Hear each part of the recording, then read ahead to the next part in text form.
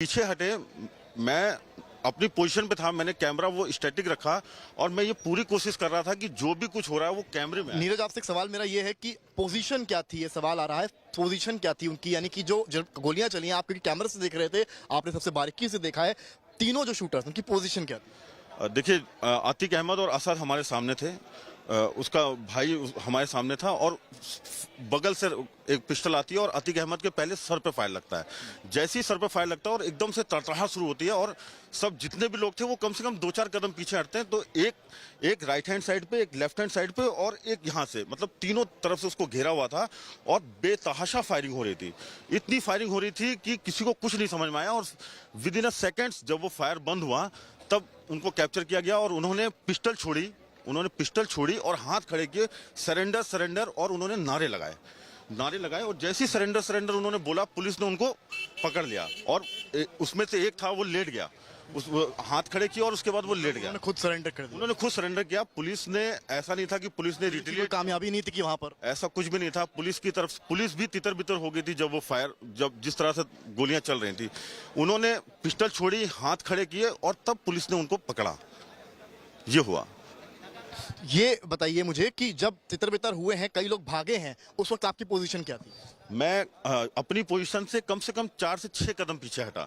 4 से 6 कदम। आपकी खरोच भी आई है? मेरे को एक फायर बर्न थोड़ा सा हुआ है, खरोच मेरे कैमरामैन को भी आई है, क्योंकि कैमरा पकड़े थे, उनका ध्यान इस पर था कि वो आज तक के लिए एक बेस्ट फ्रेम तैयार कर सकें, क्या विजुअल कैप्चर कर सकें। अपनी बात जारी रखिए। जब मैं 4-6 कदम पीछे हटा और वो तीनों लोग मेरे फ्रेम में नजर आने लगे जो फायर कर रहे थे, मैंने अपनी जगह को होल्ड किया और वहीं से मैंने पूरा जो मुझे लगता था कि जो बेस्ट हो सकता है अपने आप को और उसको सेव करते हुए मैंने वहां से वो फ्रेम बनाया और वो मुझे लगता है कि आपके जरिए आज तक पहली तस्वीर दिखा पाया जिस वक्त ये शूट आउट हुआ है। हम ही इकलौते चैनल थे जिन्होंने लाइव वहां पर। नहीं, बिल्कुल, हम लोग ग्राउंड पे रहते इसीलिए हैं कि अपने दर्शकों को जो भी बेस्ट हो सके वो दिखाएं और हम यहाँ से साबरमती तक गए। जितनी फोर्स थी वो हमको यहाँ पे नजर नहीं आ रही थी। जी अंजना।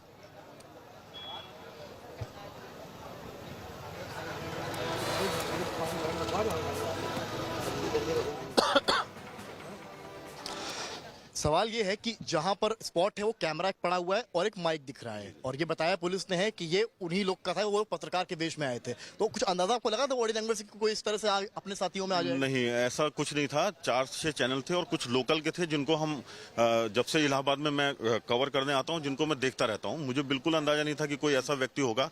और ये सही बात है कि एक कैमरा और एक आईडी पड़ी है जिसको कोई क्लेम नहीं कर रहा है कि वो मेरा है, तो ये अंदाजा लगाया जा सकता है कि हो सकता है कि वो उसी भेष में आए हों, लेकिन ये पुख्ता तौर पर नहीं कहा जा सकता है कि वो पत्रकार के भेष में। मेरे वहां पर रोंगटे खड़े हो गए थे क्योंकि जिस वक्त शूट आउट हुआ है, आपकी मनोस्थिति क्या थी दिमागी तौर पर? आप उस वक्त क्या सोच रहे थे?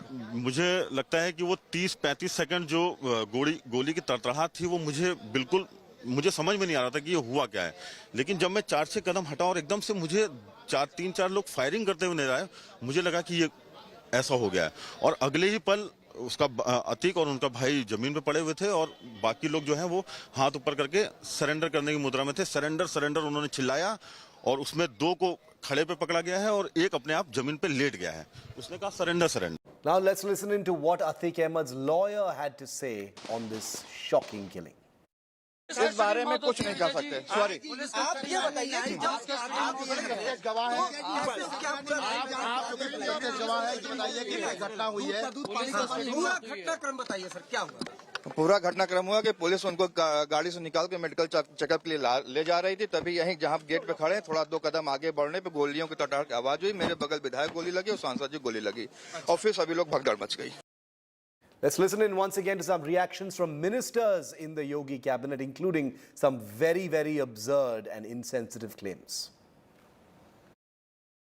और मैं समझता हूँ कि ये कुदरत का फैसला है और इसमें किसी भी कमेंट की आवश्यकता ही नहीं है। बाकी तो बात जब पूरी परिस्थिति सब सामने आएगी तब हम कहेंगे, लेकिन जितना हमको जानकारी मिली और जो कुछ मैंने इस पर टीवी पर देखा है उस पर हम इतना ही कह सकते हैं कि एक तरीके का आसमानी फैसला है।